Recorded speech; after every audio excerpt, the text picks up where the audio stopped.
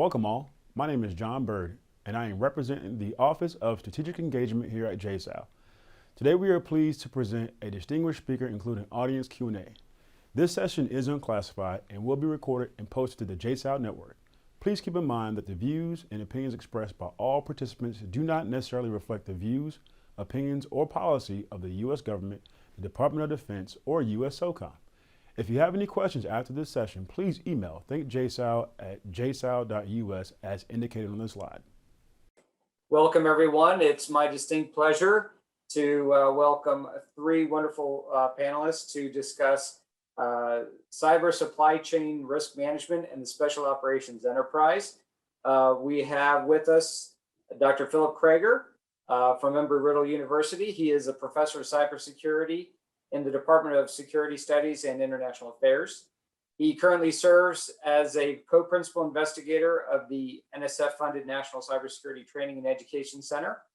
And prior to that, he was also the principal investigator of the NSF-funded Advanced Cyber Forensics Education Consortium. From 2004 to 2010, he served a dual appointment at the University of Central Florida as the Assistant Director for Digital Evidence at the National Center for Forensic Science and as an Assistant Professor in the Department of Engineering Technology. Dr. Craiger started his academic career as an Associate Professor in the Department of Computer Science at the University of Nebraska at Omaha. And he's a member of the American Academy of Forensic Sciences and holds numerous professional cybersecurity certifications, including Certified Information Systems Security Professional. Laurie Linda Mood Craiger is a contract specialist with Cubic Defense Applications. Laurie received her master's degree in management with distinction from Embry-Riddle and a bachelor's degree in government service from Texas Women's University. Prior to assuming her role in contracts, Laurie's background was primarily in instructional systems design and training delivery within the aviation security and defense sectors. Prior employers include the Boeing Company, TSA, Lockheed Martin, and Laurie is a member of the National Contracts Management Association and the National Defense Industry Association. Dr. Diane Zorri is an assistant professor of security studies at Embry-Riddle and a non-resident senior fellow with the Joint Special Operations University and a non-resident fellow at the Modern War Institute with West Point. Prior to Embry-Riddle, Dr. Zorri served as a visiting professor at John Cabot University in Rome and as an affiliated scholar with George Mason School for Conflict Analysis and Resolution. Her prior work in academia, prior to her work in academia, she was an Air Force officer, served in Iraq, and she also worked in military sales with various firms. She is a graduate of the U.S. Air Force Academy. She also received degrees from Naval Postgraduate School, NPS, and earned her PhD in political science from the George Mason University in its Schar School of Policy and Government. I am Dr. David Ellis, a resident faculty researcher here at the Joint Special Operations University, and someone who has been working with the SOCOM enterprise, at least helping to think about big data and the application of technology to future force operating concepts. So it is my distinct pleasure to have this conversation, especially as we look at what has happened over the last couple of years. This monograph was actually started and finished, I think, prior to COVID, before the supply chain disruptions started to hit broadly. But now we start to really recognize just how sensitive the technology supply chain is for a host of reasons. But would encourage the special operations community and the broader military to think about the potential for espionage or other kinds of corruption in military hardware. Whereas technology was an enabler, it's now become endemic to the production process. And so recognizing the potential risks involved is even more necessary than even, say, maybe 10 years ago. So with that, I'd like to pass it over to the panelists for any opening comments or for launching into the presentation as you see fit. Well, thanks for the opportunity to let us talk to you about supply chain cybersecurity. We've already talked about those disclaimers, and we don't know what the audience, the background of the audience member, so we don't assume that you know anything about cybersecurity or supply chain or risk management strategies for cyber threats and cyber risks. So we apologize if we're talking down to you. We don't mean to be. So we're really talking about, the focus here today is the hyper-enabled warfighter or the hyper-enabled operator. And this is really the future of Joint Special Operations Forces. And these warfighters will be imbued with more sensors and technologies than ever before, each of which will serve as a force multiplier. And these technologies are coupled with data links and backend databases for processing and feedback to the warfighter. So each of these devices that you see here is imbued with a chip. And it could be one computer chip, it could be several dozen or several hundred.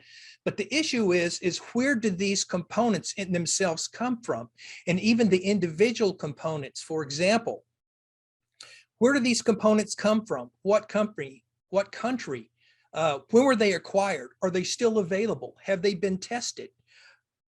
And you look at each of these components and then spread that over all the different technologies that are going to be used by the warfighter, and it becomes concerning because we don't always know whether these components are cyber secure or not.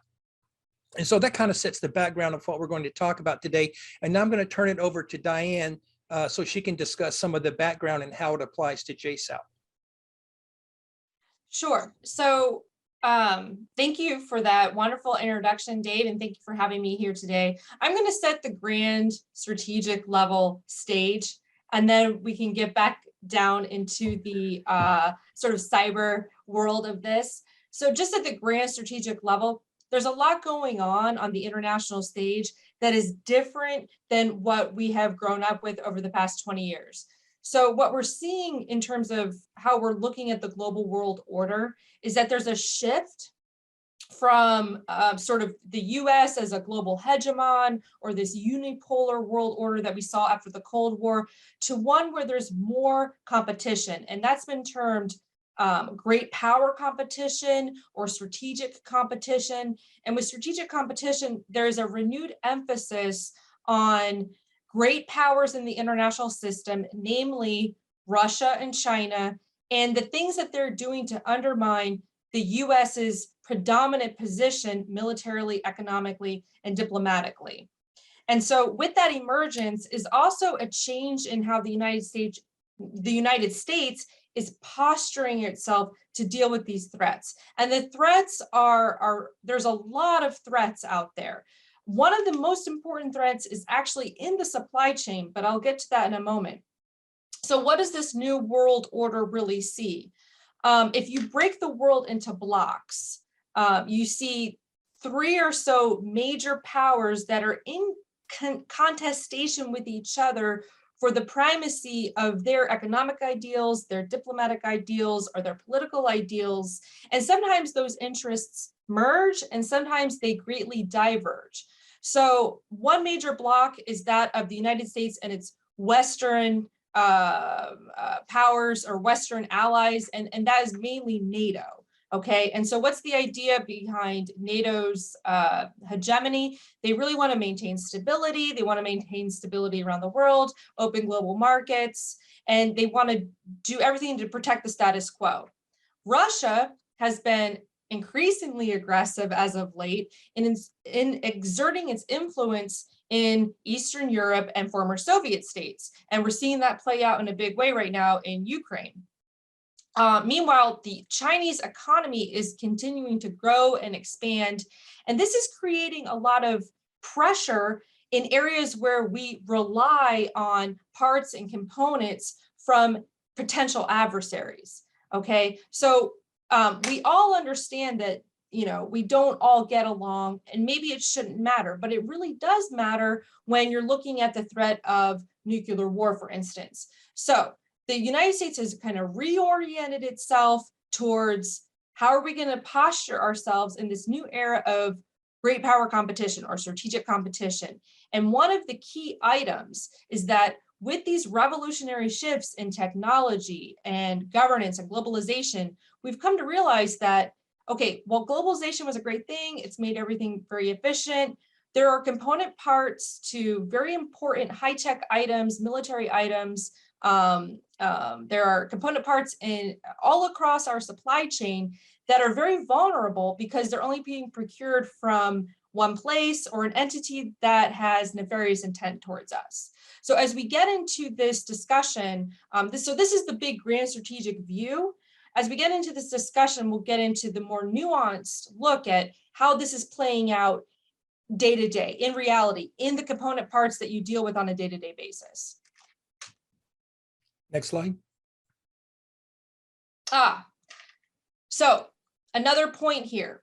While Russia and China and the United States are in a great competition, nobody, wants to have a nuclear war, we think, okay? We don't want to blow up the planet. So how are we going to compete with these adversaries without actually going to blows nuclear? Well, what we do is we compete in what's been called the gray zone. And the gray zone is where great powers are disrupting the issues of the other great powers without actually getting into a major conventional conflict. And this takes place in all the dimensions of warfare. And cyberspace is really the area where we're seeing increased presence of gray zone activities, hybrid warfare, you might want to call it. And we don't have a precedent for that. So in the past, of course, gray zone is nothing new. I mean, it's been an issue since the dawn of mankind, and people didn't get along. How do you have a conflict with someone without actually going to blows? Well, you do it in a sneaky and nefarious way. And cyberspace, we didn't have cyberspace, millennia ago. We have it now, and it's a new era of competition in this zone. And in some ways, we're very vulnerable, and we're seeing all kinds of actors play here and create a lot of havoc. And they have for the past 20 years. What's different now is that you're seeing, because of the ubiquity of the supply chain, the ubiquity of these component parts, you're seeing a lot of issues pop up that we haven't seen before. And in some ways, it's very overwhelming, and it's left us very vulnerable. Next slide. So the main issue, maligned actors, which can be nation states, it can be non-state actors, it can just be individuals that want to create chaos, have found out that the United States does have some vulnerabilities in various areas of the supply chain, namely the cyber part of the supply chain, which is what we're going to be talking about here. So you're never going to get rid of nefarious actors in the international system. What can we do as a country as we reorient our grand strategic posture to build more resilience into our society, to build more resilience into our supply chain, so we can at least mitigate some of these threats before a major part or component piece is left vulnerable and creates a huge disruption to the supply chain, one that is very hard to recover from. Next slide. Okay, so now I'm going to talk about the cyber component and the cyber threats and cyber risks when it comes to the hyper-enabled warfighter. And I'm going to start out with an incident that occurred a few years ago, and it dealt with the shipping company Maersk. And so a lot of you are probably familiar with the shipping container companies, and Maersk is one of the largest in the world. It has over 800 seafaring vessels, many of which are like these enormous container ships that carry tens of millions of tons of cargo yearly throughout the world, and Maersk counts for about 1/5 of the entire world's shipping capacity. So in 2017, there's still, of course, an ongoing conflict between Russia and Ukraine, and some Russian either state actors or non-state actors were trying to infect Ukrainian computers with malware. And so this was their intent. However, based upon the specific circumstances and the software that they were using, it turns out that the malware that they were using, which is a form of ransomware, can behave like almost a highly contagious disease, which now we're all very familiar with. And so instead of having something like this, where only Ukrainian computers were infected, this ended up with infecting multiple computers over multiple countries and multiple companies throughout the world. And so and I'll show you the reason just here in a second, and I'll show you why where cyber risk is not always something that is intentional. It can be unintentional. And so the malware was something called ransomware, which infected a single computer on a Maersk network. And essentially, ransomware just encrypts the computer's information so it becomes totally unusable. You can't do anything with it. And it turns out that the reason that this ransomware was able to hop across all of the computers on the Maersk network is that there was a vulnerability in the Windows operating system, which then allowed this malware, the ransomware, to infect all the other computers on the Maersk offices. So it ended up infecting 170 Maersk offices throughout the world, which required over a 10-day period, reconstituted and fixing 4,000 servers, 45,000 personal computers, and 2,500 rather applications over that period. Now, this just didn't infect one terminal. It actually infected the United States, India, Spain, and the Netherlands. They were all run by Maersk. They experienced massive disruption. So how did this affect the supply chain? Well, if we look at these container ships, we see that some of these may have, thousands or even tens of thousands containers on each of the ships. And once these ships reach the port, they have to determine what is in these containers, who are picking these containers up, where are these being shipped to. Now realize that all that information was residing on the Maersk computers. However, the computers were locked with ransomware. So once these container ships were actually at the ports, they had no idea which of these container ships were supposed to be picked up by which of these trucks and where those parts are going to be shipped to, which created a massive disruption and a backlog. And so it ended up affecting tens of thousands, maybe millions of companies, developers, suppliers, and customers throughout the world. The estimate by the US government would it cost about $10 billion, and I guarantee that is a huge underestimate. And so the components and the products that are needed for commerce were left stranded on the ships. They couldn't get to their end suppliers. So the Maersk incident was an example of what we call a cyber supply chain attack. Even though it really wasn't the intended purpose of the attack, it still ended up being an attack that had caused massive disruptions. So before we go any further, let's look at a description, a definition of supply chain. And there's really two different definitions that kind of fit together. So a supply chain is a network between a company and its suppliers to produce and distribute a specific product to the final buyer. This network includes different activities, people, entities, information, and resources. Also important is the supply chain represents the steps it takes to get the product or service from its original state to the customer. So what is the supply chain problem? Well, as we all know, over the past few years, that the world's becoming increasingly reliant on advanced hardware and software, and these are generally called information communication technologies, or ICTs. If you think about it, just over the past 15 years, ICT products include things like computers, networks, and smartphones, which didn't exist until 2007 with the iPhone. But also we have things like security cameras, game boxes, smartwatches, Wi-Fi access points, smart refrigerators, smart washers, smart microwaves, all these crazy things that we're now plugging in to the internet. But even more importantly, is that our modes of transportation, which are critical, are now reliant on ICT. Aircrafts are flying computers, ships are floating computers. We have Teslas, we have trains, helicopters, and subways that are all relying on those information communication technologies, and even more important for our talk today, the hyper-enabled warfighter. So ICT products are built on hardware containing hundreds or even thousands of physical components, and I have a great graphic later on showing you how this fits in. So the physical components and software that drive these ICT products are typically sourced from a variety of sources. Maybe the actual motherboard that is purchased from one company, but that motherboard has thousands or tens of thousands of components.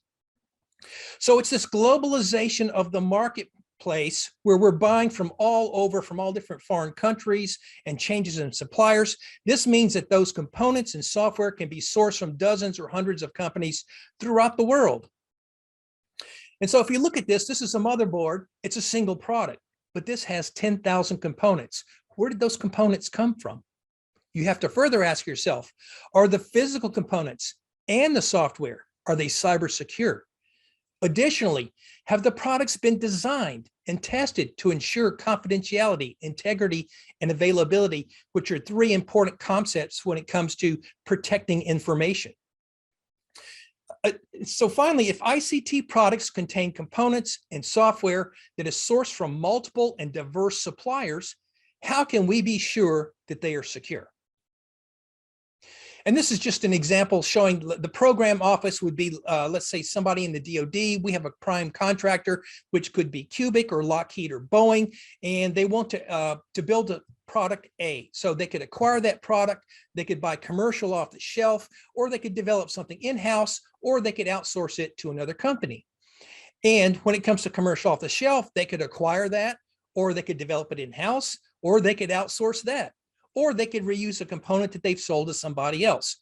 If when it comes to developing in-house, they could offshore that, or they could do it within the United States, or they could outsource it to a supplier in the US or a foreign country. So if you see something like this, it sees that how the supply chain is incredibly complex, but it also is highly dynamic, and the suppliers can change on a day-to-day basis. So looking at the second definition that looked at the phases of the supply chain, let's look at how we can determine where these supply chain attacks can occur. And by saying attacks, it kind of limits ourselves, because some of these, some of the things that occur with respect to influencing the supply chain may not be an actual attack, but just somebody doing something wrong. So the phases of the supply chain include the requirements, which really decide what the software or hardware is supposed to do. The design is to create the course of action for meeting specifications and functional prototyping. Then we have development and manufacture of the product. And so development of the software that is writing the code, and then the manufacture of the physical components of the hardware. Then we have the testing to make sure that the software and or hardware, or the combination of the two, actually does what it's supposed to do and nothing else. We have the distribution, so that's the packaging, the warehousing, and the delivery of the product to the final customer. And then we have, of course, the use and maintenance. So it's the person using the software or the hardware for its intended use, but also, as we know with our technologies, is that you need updates. And so always there's something critically wrong with either the hardware or software, and so those need to be maintained. And then at the end of the life cycle is that you have to dispose of the product. What do you do with that product after it is at the end of the life cycle? And again, I want to point out that the risks may be from malicious actors or non-malicious acts of insiders.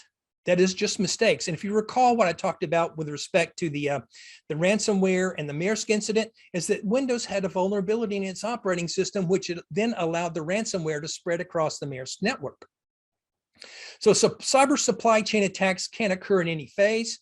And so what we're going to do is we're going to look at the development and manufacture phase for a really good example of how this occurred. So this is something that happened in 2017, and it was reported widely by Bloomberg. And essentially, there was a chip that was identified on a motherboard that was provided by Supermicro, which is a Chinese company, that did more than it was supposed to do. So what does that mean? Well, this was called the big hack. And if you see at the end of that person's finger, that was the size of the chip. Now, this chip was never specified in the requirements or the design phase, but somehow during the production of these motherboards, that chip showed up. Well, what did that chip do? And this is actually showing what it looked like. I don't know if you can see there on the bottom right-hand corner, that's the chip, and that's pointing out what it looked like. But if you think about all the addition of all the other components on here, come on, is that once you started adding all the other components, at some point in time, is that chip is hidden. So by adding all the other components on the motherboard, you now have a fully functioning motherboard, but actually has a secondary application, which could be used for malicious purposes, and it's still there. So this is according to Bloomberg. So a Chinese military unit, which was the PLA, designed and manufactured microchips as small as the sharpened pencil tip you saw before.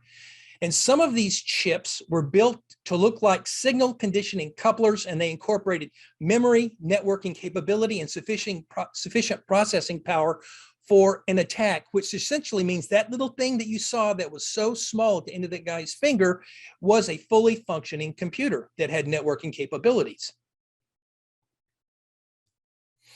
So the microchips were inserted at Chinese factories that supplied Supermicro, which is one of the world's biggest sellers of server motherboards. And I'm guessing that some of you out there have a computer that has a Supermicro motherboard on it. So the compromised motherboards were built into these servers that were assembled by Supermicro, and then they were sold to companies. The sabotaged servers made their way inside the data centers operated by dozens of companies and governmental entities, which I'll talk about shortly. And so the interesting thing was when a server was installed and switched on, the microchip altered the operating system's core so it could accept modifications. So it could not only change parts of the operating system, but it could also send and receive signals. The chip could also contact computers controlled by the attacker in search of further instructions in code. So this implant was essentially, it created a backdoor to the server, allowing the malign actors to connect to it and alter or capture information. The malign actors didn't have to hack into the systems. They were provided a built-in backdoor to the system. They actually purchased a functioning motherboard that had that capability built in. So where were these installed and who purchased them? Well, according to Bloomberg, there was a lot, but the major ones were Apple and Amazon, because essentially what these motherboards did was to compress video. The Central Intelligence Agency's drone operations, and aboard US Navy warships, and including a lot of other companies around the world in the United States, including some banks. So there is a disclaimer to this, is that some of the companies said that they denied that this actually occurred. However, Apple no longer uses these Supermicro boards according to their report, which should tell you something right there. So to recap, this is what the life cycle looks like, which starts with the requirements and moves to the design, then the development and manufacture, to the testing, the distribution, the use and maintenance, and disposal. Each of these can serve as a potential threat source or threat vector for not only the components, but the finalized product.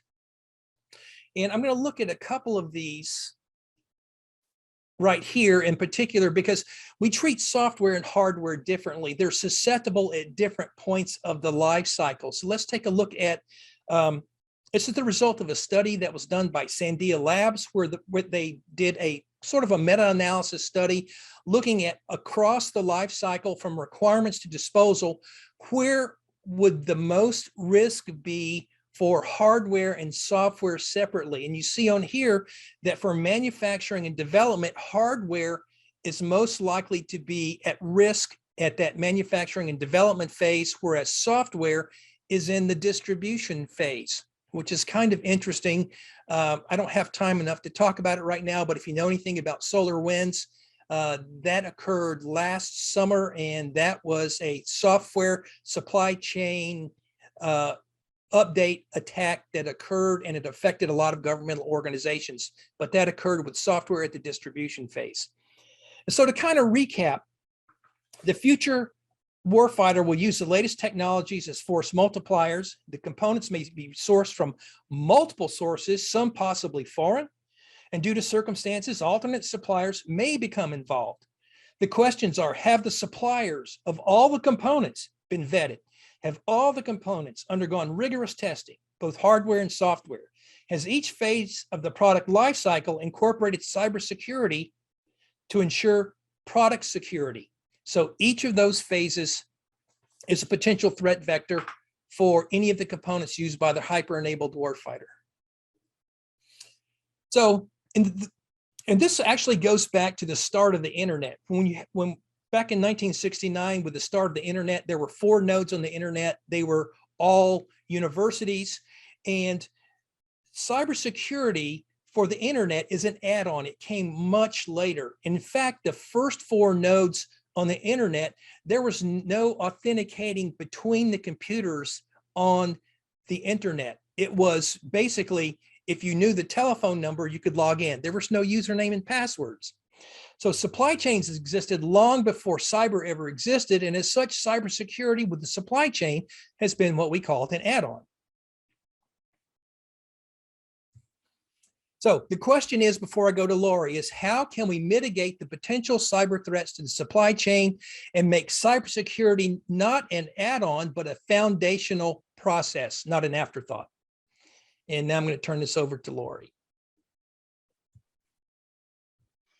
So the Department of Defense, recognizing that there are these threats, how does this become, cybersecurity become a foundational aspect of product and services development, has developed a mission, if you will, that's called Delivered Uncompromised. And this initiative focuses on industry delivery of capabilities, services, technologies, and weapon systems that are delivered to our operators uncompromised by malign actors from cradle to grave. And it's really trying to establish security as a 4th pillar in acquisition on par with cost, schedule, and performance. Additionally, what it's looking to do is to create incentives for industry so that when industry is developing products, preparing proposals, they're embracing cybersecurity, not just as a cost center. Okay, we're going to have to pay this much for our cybersecurity program, but as a product differentiator and a key differentiator for their programs. Next. So we've talked about what some of the cybersecurity threats are. Let's look at what risk management is. And risk management is the ongoing process of identifying, assessing, and responding to risk. Next. To manage risks, organizations really need to understand the likelihood of what events are going to happen, and then what are the resulting impacts. Next. Once you have this information, then organizations can determine for each organization can determine for itself what's the acceptable level of risk. How much appetite do I have for risk to achieve the organizational objectives? And then this is expressed as risk tolerance. Next. So the DoD is really taking a multi kind of pronged approach. They're looking both at internal processes and external processes. So let's go ahead and take a look at how the DoD is managing some of these life cycle cyber supply risks.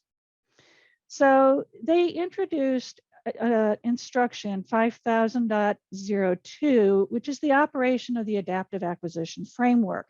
This applies to all the systems and services that are acquired via the Defense Acquisition System. And this framework supports the DAS with the objective of delivering effective, suitable, survivable, sustainable, and affordable solutions to the end user in a timely manner. So it's focusing on both speed and more quickly doing acquisition, as well as making sure that these acquisitions are cyber secure. Next. So one of the tenets of the DAS is to actively manage risk. And the graphic shows the new pathways for acquisitions and new strategies and ways of acquiring acquisitions. For the purposes of this discussion, I'm going to focus on the red arrows on the left, thank you, which really focuses on the point that cybersecurity needs to be happening across all of the acquisition pathways. Next. The acquisition framework tasks program managers with managing cybersecurity risks, but it also gives flexibility to pick and choose between paths so that the program management can really customize their acquisition strategy to suit program needs. Next. The other thing that came into play is the cybersecurity for acquisition decision authorities and program managers that was released in December. And this establishes policy, it assigns responsibilities, and prescribes the procedures for the management of cybersecurity risk, both by the program decision authorities as well as the program management. Next. In this instruction, cybersecurity is considered foundational to the DAS, and it's an intrinsic program management responsibility when the AAF path is used. And cybersecurity controls that are developed in the program are a targeted response to specific cybersecurity threats that are identified in the program's validated online lifecycle threat or equivalent assessment. Next. There are going to be changes in planning and implementation for program engineering and supply chain risk management processes as a part of moving this direction. And leaders and experts are going to need to address how cybersecurity will evolve as technologies and threats advance for a program's life cycle. So the threat for a fielded program 5 years from now may be very different than it is right now. How do you manage that risk? That's going to need to be looked at. Next.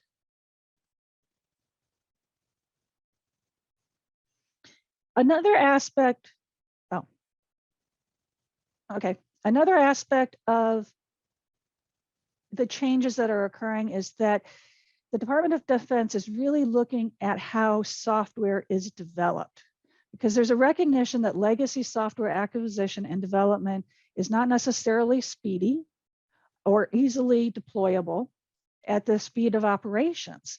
And additionally, historically, security, as Dr. Craiger mentioned, is often an afterthought. It hasn't been looked at across the life cycle of a program.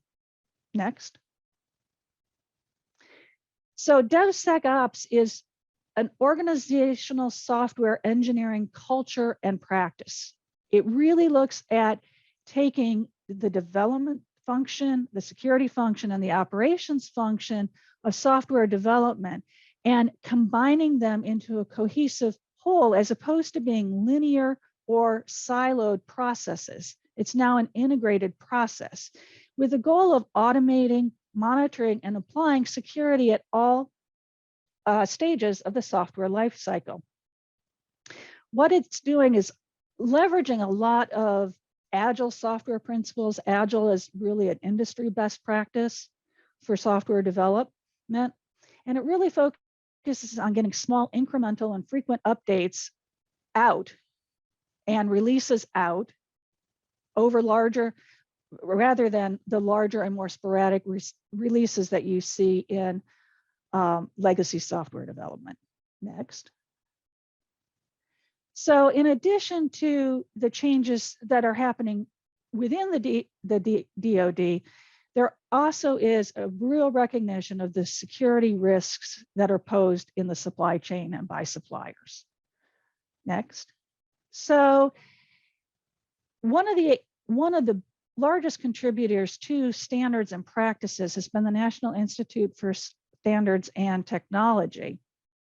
And they've been doing for a number of years now a lot of work to develop the practices, and it's been multidisciplinary work. They've been reaching out to industry, academia, as well as the government to try to help solve this problem, if you will, or mitigate these risks. Next.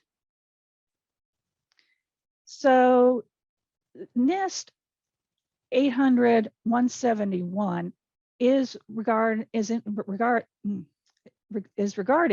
the protection of controlled unclassified information that's resident in non-federal systems and organizations. Next. Provides agencies with recommended security requirements on how to protect this controlled unclassified information. And the requirements apply to all components of non-federal systems organizations and organizations that process, store, and or transmit controlled unclassified information or provide protection for that data. Next. Currently, the NIST guideline, the 800-171, is required through defarce clauses. However, this is largely a self-certification process right now. So a contractor can self-certify that, yes, I meet this level of cybersecurity and practices. And the challenge with that is because it's voluntary information, there's no oversight of it in large part, it's on the honor system. So companies oftentimes overestimate their cybersecurity positioning and postures. So it's hard to see whether or not they truly have the skills and the capabilities that they're attesting to. Next.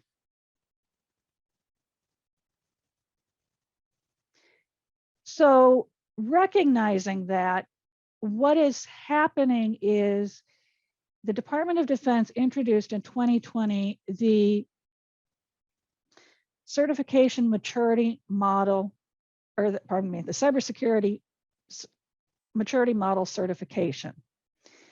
And what that sought to do was to increase some oversight into the process of cybersecurity, as well as providing some levels of cybersecurity. Not every company is going to need to have advanced cybersecurity practices.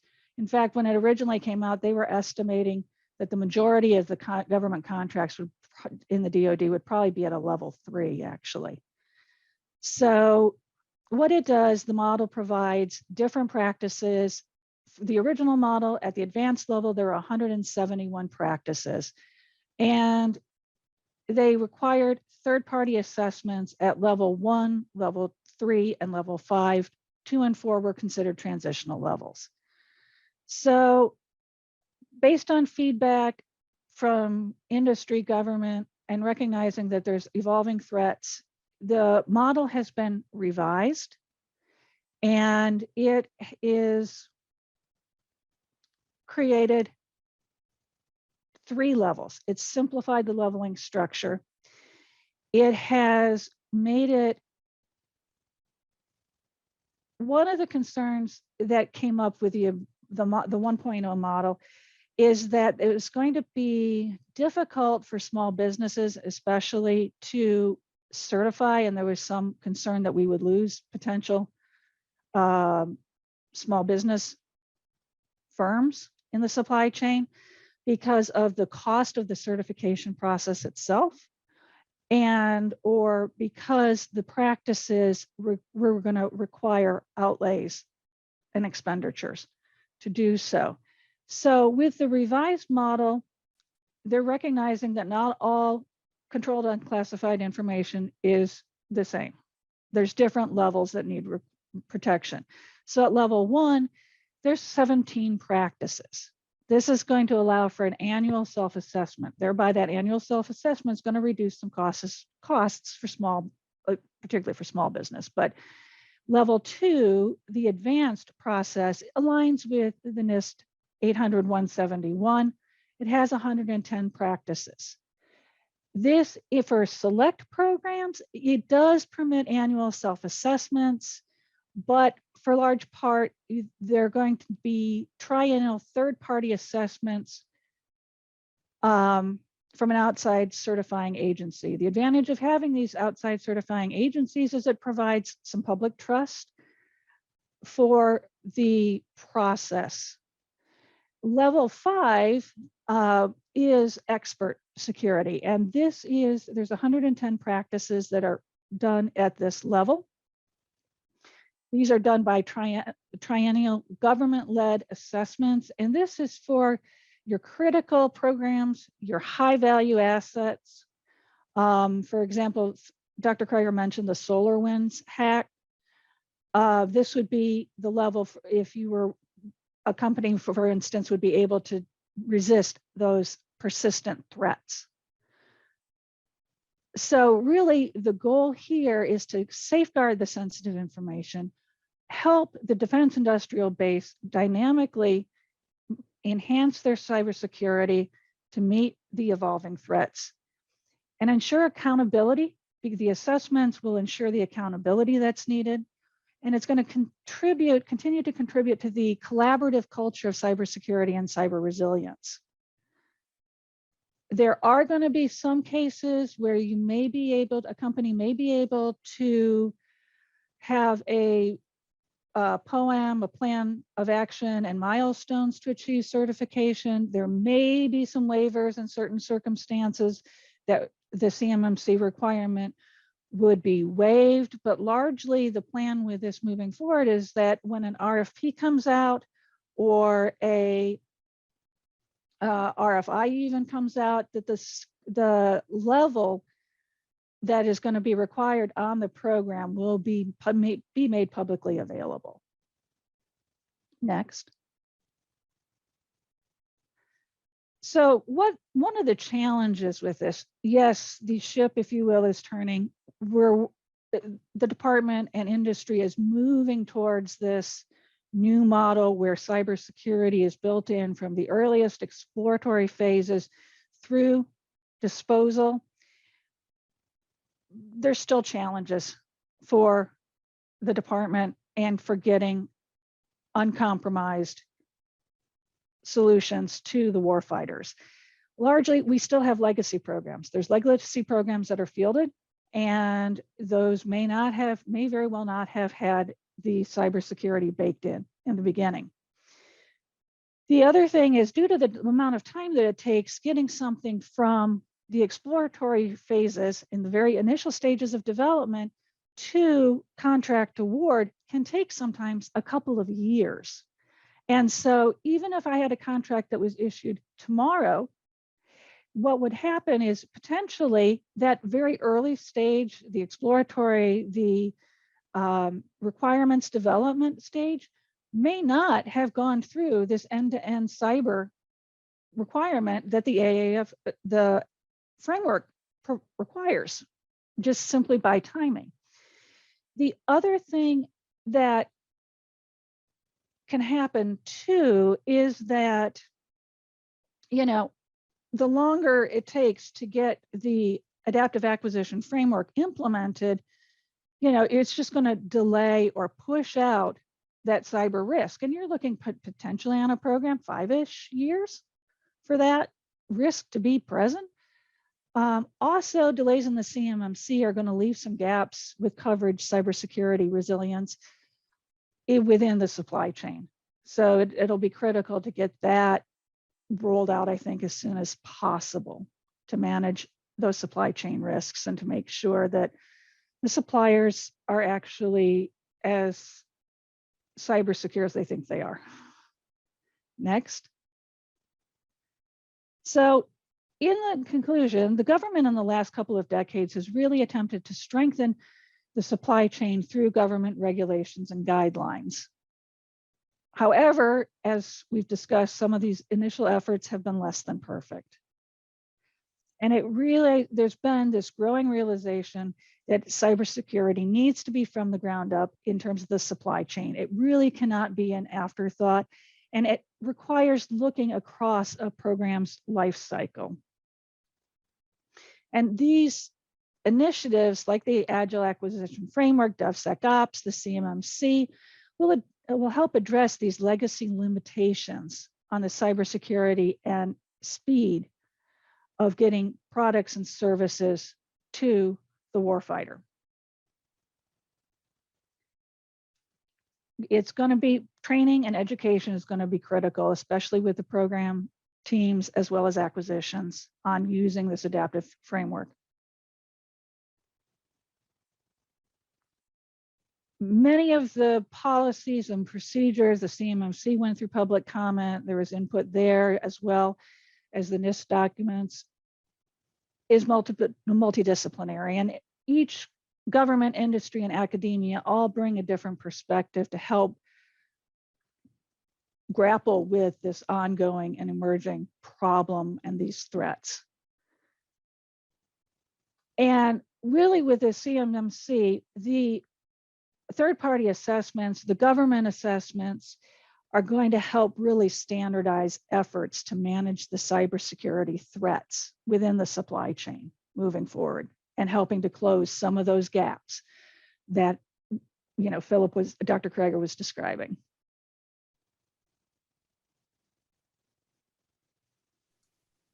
Thank you very much.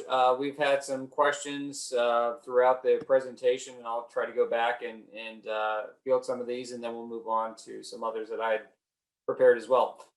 So if we take a look at the Maersk incident, one of the original questions was, okay, in 2017, what was the awareness and defense posture of, say, Maersk in 2017 versus what might be the case now, right? So we've had some awareness and awakening.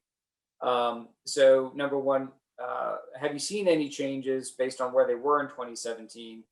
And then to add on to that might be, had there been similar or more impactful cases since that first incident in the exemplar case in 2017?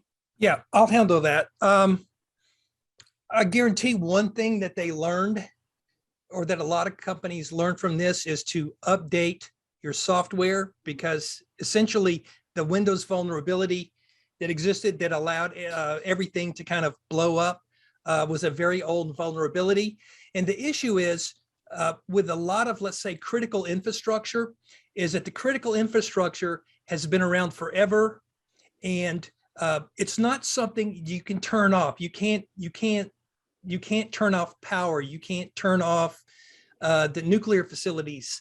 You can't shut down communications when you need to upgrade software or hardware. And so a lot of the critical infrastructure is running on really old hardware and software. And the reason is because it works. And so there's no reason to upgrade it until you have something like that which occurred. And then that's the impetus for saying, okay, we need to find some way of upgrading both the hardware and the software without taking down the entire critical infrastructure. And of course you would never do that, but it's just, it's more of the thing like, if it's ain't broke, don't fix it. And what was the second part of your question? Have there been more recent examples that have been, say in 21, where the impact was as great as, say, the 2017 incident? So are we still vulnerable based off of the intrinsic or inherent structure of our systems? And I think you might have just answered that. But if you would bring up some other examples from, say, 2020 or 2021, hey, I got after we knew that these were problems in the first place. Yeah, COVID. Did you see? If you read the newspapers over the last few years and you saw out in Long Beach, 25, 50, 75, these freighters that are sitting, or container ships that were sitting off the coast, and they couldn't bring them in to offload them because there weren't enough people to do that. So actually, things like pandemics can cause a deleterious effect on the supply chain, and it's not something that we've ever even thought about before. So that was a big one. The other thing I wanted to mention that we really don't know a lot about, but that was a huge issue with an attack on the supply chain, was SolarWinds. And so they have a product that sits on your network and kind of gives you a global view of everything that's going on with your network, which means there has to be sensors sitting out there. And sometime in early 2021, a malicious actor was able to get a hold of a copy of an update to this program. What they did is that they infected it, let's say, with malware. And then they were able, and I know I can't get too technical here, they were able to create a digital certificate for it. So if you think about when you go and you notarize something at the bank and they look at your identification, they stamp it saying, yep, this person is who they say they are, and this document hasn't been changed. This is what happens with software. So the digital certificate was faked, which is extremely hard to do. And so when it came time for these companies and governmental entities to update their software, they downloaded the infected version and installed it, and passed inspection because it was digitally signed, which then meant that the malicious actors had inroads into these networks. And it infected 425 of the US Fortune 500 companies, top 10 US telecommunication companies, top 5 US accounting firms, all branches of the U.S. military, the Pentagon, and the State Department. So the interesting thing about that was there was a big hullabaloo about it right when it happened, and you haven't heard anything since then. So it's kind of interesting how we haven't kind of had an end of the story with regarding to that supply chain attack. So that kind of raises the next question we had. How do you deter, or can you deter? How do you establish, or is it possible to establish red lines with different kinds of actors who might engage in this kind of activity? Or is it so difficult to actually establish the evidential chain to go after them that there's enough plausible deniability that you're really in kind of a no man's land? So that's really interesting. And it's something I talk about in my classes, and it's something called cyber attribution. And if you're out in the physical kinetic world, if somebody's shooting at you or they're dropping bombs, you probably know who they are for the most part. When it comes to cyber, there's various ways of hiding who you are and what you're doing. So it becomes very difficult to get 100% attribution for a lot of cyber attacks, at least for the more inclined technical malicious actors. And if you read the 2016 version of the Department of Defense Policy and War Manual, I think it's called, they actually talk about cyber attribution and how it's not a very straightforward thing. It's a very difficult thing to do. So even the DoD recognizes that it's not always easy to tell who is attacking you when it comes to cyber. So with the problem of legacy systems, as you had mentioned, whether infrastructure or in the military's case, aircraft carriers or B-52s, that are approaching, what, 60, 70 years old, and in the case of the B-52s, I think, right? So what are the mechanisms that we might be able to use to protect those legacy systems? Are there any industry best practices that we should be aware of at this point? That's a hard one. Because the answer is no. Just about. Well, I don't know about, Laurie may know something about the industry practices, but fully retrofitting, what would you say, a B-52 or some of the older legacy things, they're safer without the cyber, although they can't function the same. So the less cyber on board, the better in terms of cyber attacks, yet at the same time, you lose a lot of the efficacy in war fighting by not having the cyber on board. So I don't have a good answer for that. Going back and retrofitting the older ships and other war fighting, planes and stuff like that. It's a little different than taking off critical infrastructure. It would be easier to bring in an older warship and kind of retrofit it. But then again, it's all the little things that go into it, all the first steps, all the small components that you need to be assured of. So yeah, go ahead, Diane. Yeah, I'll make a comment here. And this is not unique to any one weapon system or even weapons in general. This is across the entirety of the United States. We're seeing legacy systems being built on top of legacy systems, and there's a lot of vulnerabilities inside these legacy systems. So my opinion, based on a lot of the conversations that are happening in this space, is that given our new strategic orientation, there will be sort of a filtration effect across lots of industries in identifying. I mean, obviously we can't protect everything because that's just too difficult. I mean, like, I have a wallet in my pocket. Am I gonna have the government securing the wallet in my pocket? I don't think so. I mean, so we have to kind of rack and stack. What's the most vulnerable?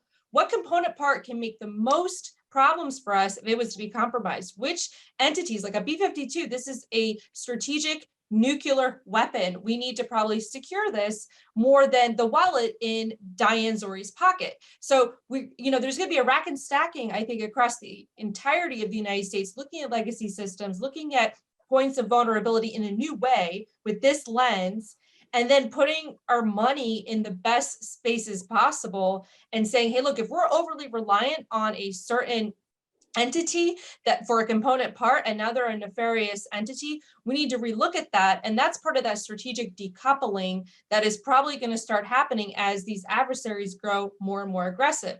The other point I'd like to make here is the chatter I've heard in certain spaces is that, well, it's impossible to know all the component parts of certain equipment. I would say false. And if anybody out there is a program manager for a weapon system and the supplier says they cannot identify all of the component parts, they're lying to you, and you need to get to the bottom of it. They can. That's how they make their money, is by having the least expensive component parts available that do the job. So as a, and I think this is going to be a reorientation across the entirety of the DoD acquisitions process, is knowing every single component part that is in every single system, as boring and tedious as it is, it needs to be done. It's like knowing what's in your food. If anybody tells you, oh, we can't identify all the ingredients in your food, they're obviously lying. We need to know every single, if it's thousands upon thousands of parts, we need to know where they all come from and if they can be compromised. And it's going to be boring, but it's in the interest of national security. So this is where I see sort of the future going with this. And there'll probably be lots of jobs out there to do this sort of thing. Again, racking and stacking the prioritization based on the most vulnerability, the most damage that can happen. So Diane, I absolutely agree with you, and have been thinking for a couple of years now that, the strategic decoupling for this issue alone is going to have to be at least in the conversation space, precisely because you can guess which of your adversaries or strategic competitors are going to be most interested in sabotaging or using espionage within the component parts. And if we look at the amount of investment that goes into, say, China from the United States and Europe, that's what drives that economy. The exports drive China's economy, and without that, their industry will start to collapse. So in some ways, the supply chain is what drives their threat to the United States militarily. And so we tend to decouple those things, but it is part of the conversation that we can have now, because we do identify these vulnerabilities through espionage. And I'm sorry, go ahead. You want to decouple the right things. So you want to keep some, I would say some compatibility and some friendly relations, obviously, because, if you're in it together, destroying it hurts you both. If you completely decouple, then you're vulnerable in some ways because you're acting alone. So you want to decouple the right things, but then you still want to maintain some coupling on other things. So that's where the really big minds are going to have to get in here and do the rack and stack and prioritize and figure out where are we most vulnerable. The other thing I'd like to point out is that we're worried about ourselves, but boy, oh boy, we're not the only ones building legacy systems on top of legacy systems. So we can find our vulnerabilities. We can also probably figure out their vulnerabilities as well, but it's going to take a lot of intellectual capital to do that. And I think, there are people that are starting to think this way and think, okay, if we're going to have some sort of tit for tat, then we need to be able to respond in a way that's similar to how we're being attacked. So this is, I think, the new intellectual space that we're getting into. So one of the questions that emerged out of the conversation was the sense that we might be too late. So how do we, quote unquote, warp speed our way into fixing this? Where can we intervene earliest and put the most emphasis to try to mitigate the effects of, as Laurie, you were saying, the 5-ish, year gap that we have to get to full security? And how do we? Is it cultural? Is it education at the lowest level? Where do we intervene to try to really get sensitivity and deal with this? I think it's going to be a cultural shift. It really is going to be changing the culture, coupled with education. Because the earlier there can be buy-in to processes like DevSecOps, to the Agile Acquisition Framework, and building in that cybersecurity throughout the life cycle of a product, that's how we get there. So it's a matter of how quickly, in my mind, it's a matter of how quickly the culture can change, supported by training. So then we bring in the issue of something like cost. In order to, and Diane, I think this goes a little bit to what you were mentioning before, but I, as a small business working for the US federal government, would have a very difficult time validating, certifying, or bearing that cost, right? So how do we think about the larger supply chain issues of the regulation that then goes into securing the supply chain? Is there any research or thoughts on that from just a pure business regulation kind of lens that you're aware of? It is really coming down to being, it is what it is. And companies are going to have to step up if they want to work on certain contracts, and they're going to have to make that investment.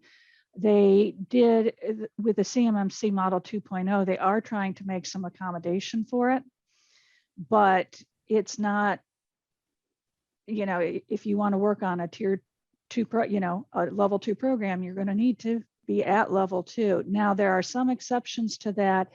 If, for instance, I had a small business supplier, sub-K, who is not handling any controlled unclassified information, they could still have a lower level. But it is just going to be a business cost. So this is going to have to go into the overhead. Yeah. Okay. So it's just going to, there goes the wrap rate. Yeah, I mean, yeah. Yeah, I mean, and with anything, you know, this is when you do inspections and audits and testing, these are the things that are going to have to be looked at. So when you're testing a product for its functionality, are you doing an audit of the component parts? Do you know all your, you know, level, do you know all the tiers of subcontractors that went into making this product, and are they legitimate? Because I think at the end of the day, the government's going to have to hold the prime contractors responsible for that end product. You know, we can't get down into subs and subs of subs and start doing that investigation, but you hold your prime contractors accountable. And I think the prime contractors can handle that. These are, you know, multi-billion-dollar companies that make their money from the United States government. So I think they can be held accountable for every single component part and every single weapon system that they're delivering to us. So does there have to be more coordination in terms of alternate suppliers of key components like microchips and that kind of thing? So if we look at the concentration of microchip production, there aren't a lot of options, and certainly a lot of them are in Taiwan, Taiwan and South Korea. Taiwan and South Korea, which has certain vulnerabilities. But do we think about is there opportunity for development assistance or figuring out other potential markets, Latin America, and maybe Laurie or Philip, you have some idea of what are alternative potential production places that might be as favorable to the United States as, say, Taiwan or South Korea, just as an alternative? Well, one of the things is we need to invest domestically in chip production, because we only produce, depending on whose numbers you're looking at, 10 to 12% of our own chips. So we need to look at developing our internal production capacity, as well as looking at, there's some literature that's indicating looking at emerging or already emerged markets, such as India, and working with partners like India, potentially Mexico, that can help us diversify that production capacity. Very good. So critical minerals. This is something that I think is becoming more of a conversation over the last year and a half, especially after COVID hit, and then recognizing the geopolitical tensions that have arisen at the same time. So how might we look at critical minerals as a element of supply chain, cyber supply chain risk management, or do you have any opinions on that? So in particular, the rare earth elements that are now being used for batteries as we become more eco-friendly. And as it turns out, it seems that, at least as far as I've read, that Russia and China have been particularly interested in places in Africa that have an abundance of these elements. So I'm not sure where we are in the geopolitical sense. Maybe Diane has a better handle on that, but it seems like that we're being outmaneuvered when it comes to those elements. No, that's a very interesting point, because typically we look at national interests in terms of where are we currently postured and where do we have our emphasis. But if we start to look at this from a supply chain management perspective, it's where are the future tech inputs located, and how do we posture ourselves for those kinds of supply chain issues. Right.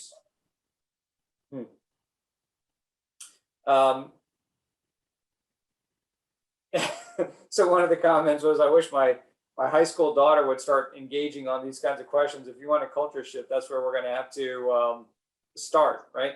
And that does kind of go into what do we include, or what should we emphasize as we think about training and education, whether in the academies or in young enlisted soldiers, or even PME. Diane, do you have any sense, having been in the military, or Laurie working within the industry, on where that might best be infused? Sure. What? Yeah, Go I'll ahead, let Laurie- Diane. No, Oh, go well, ahead. I was just gonna say that there's a real shortage in our country of people to do cyber, but we're not alone. China's also short on their cyber security capability. So it's definitely a growing field, and kind of like with you see STEM in all the schools now. Well, that's different than 30 years ago, and so, like with everything that our country requires, we're a little bit behind the power curve on getting there, but I definitely foresee, I think at all the schools now you have coding. So the talk of cyber and how cyber works is definitely being ingrained in young minds across the country. And I think there's tons of grants and availability and initiatives out there. And I definitely think that with this sort of strategic reorientation, we're going to see more of that.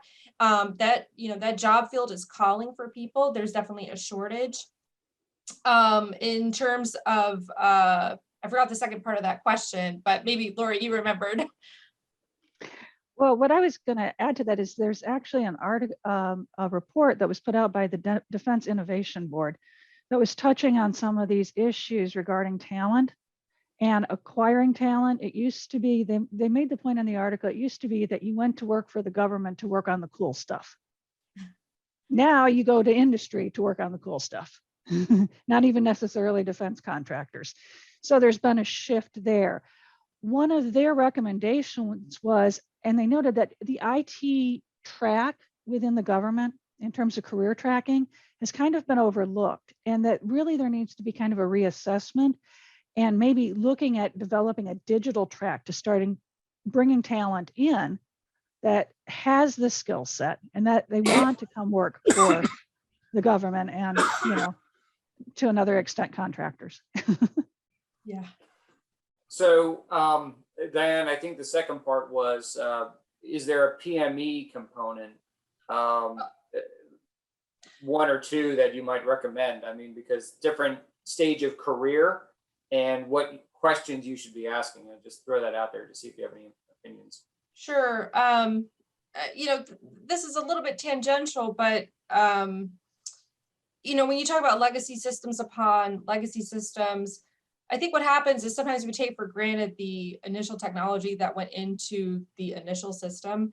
And so what we're seeing across many areas now is sort of a reminder of how those things were built. And one example is at the Naval Academy, they actually eliminated sextant training to figure out where you are if you're on a ship. And now they've brought it back, and they got rid of it because we have systems that can do that now. They brought it back because the information, people didn't realize how those systems even worked. And then what happens is you don't know if you're hacked, if you don't even know how the system works in the first place, or just sort of the fundamental basics, like, you should know where north is at all times, but some people don't, with or without a phone, or you should kind of know where that is. But, if you haven't been taught how to figure that out without the technology, and then suddenly, what if your technology is telling you that you're going north? Well, what's your common sense say? Well, how do we build that common sense in people so they know if they're being you know, if some harm is happening. And so I see a lot of that sort of happening at the sort of introductory levels, the service academies. I think at the PME level, it's, and across the United States government and across the United States in that matter, is that sort of strategic reorientation towards, okay, what does this mean now that I'm a manager? What does this mean now that I'm in a position of more power? I have people, how can I get my organization to be more resilient against these things? And so those discussions can definitely happen. Very good. So I have one last question for the panel. Since you opened this up with the concept of the hyper-enabled warfighter, the hyper-enabled operator, as we talk about it in the special operations community, do you sense, or do you have any warnings about risk that we are opening ourselves up to by moving down this idea of having so many sensors and so many different communications platforms on the tip of the spear? Or is there a case where going low tech or less tech or pre-cyber tech might actually have some benefit for us? And to the extent that you may have some sensitivity to electronic warfare signatures and that kind of thing, how might we think about this from your perspective? In fact, I'll just say something quickly, but I bet you Diane has a really good answer to this. The hyper-enabled warfighter, the technology is going to make them more efficient and more lethal and safer for themselves. But just with a lot of things, you should also have redundancy. You should have backups. And it gets to what Diane was just talking about with the sextant. If those onboard GPS systems goes down and you need to know where north is, you need to know how to use a sextant. It's the same thing when I dive. I'm a technical diver, and when I do my 300-foot cave dives, is that I have backups to backups to backups, each of which is a little less technology based. And so you always have to have, and I'm assuming this is correct in warfighting, is if your main systems goes down, you need to have a backup. So really focusing on the redundancy, back to low tech in this era of supply chain corruption, espionage, and potential monitoring. So Dr. Craiger, Laurie Craiger, and Dr. Diane Zorri, thank you so much for your time, for a terrific conversation. And I want to mention again that we have a JSOU book out on this called Cyber Supply Chain Risk Management: Implications for the Soft Future Operating Environment. It's available free at the JSOU Press website. You can Google it. And our esteemed panel constitute the authors of that book. So thank you again very much for your time today. And we look forward to furthering this conversation with you down the line. Our pleasure. Our pleasure, exactly. Thank you. Thank you.